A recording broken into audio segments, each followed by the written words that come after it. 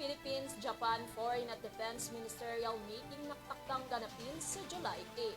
Sa naturang pagpupulong bibisita ang Ministry of Foreign at Ministry of Defense ng Japan sa Pilipinas.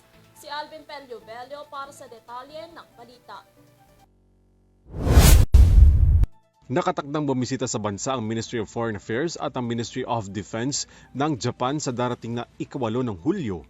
Sa isang pakihag, sinabi ng Department of Foreign Affairs na nakatakdang makipagpulong sina DFA Secretary Enrique Manalo at Defense Secretary Gilberto Chodoro Jr., kina Japanese Ministry for Foreign Affairs Kamikawa Yoko at Ministry of Defense Kihara Minoru sa isang official visit sa bansa.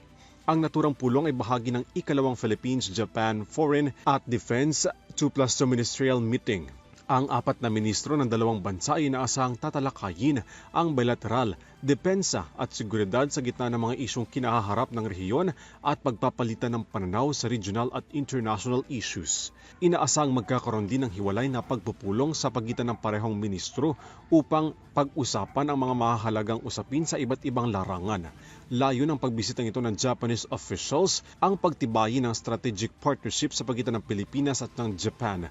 Samantala, ayon sa ilang mambabatas ng Japan, posibleng amyendahan ang Philippines-Japan Reciprocal Access Agreement o RAA sa pagbisita ng dalawang ministro sa bansa. Ayon kay Japanese House of Representatives member Wada Yoshiaki, kailangan paigtingin ang pagtutulungan ng Pilipinas at ng Japan upang maibsan ang tensyon sa West Philippine Sea.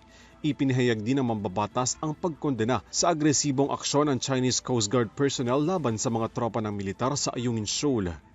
Ginanap ang kauna-unahang 2+2 ministerial meeting sa pagitan ng dalawang bansa sa Tokyo, Japan noong April 2022. Para sa EuroTV News, Alvin Pelobelio sumasaludo sa bawat Pilipino.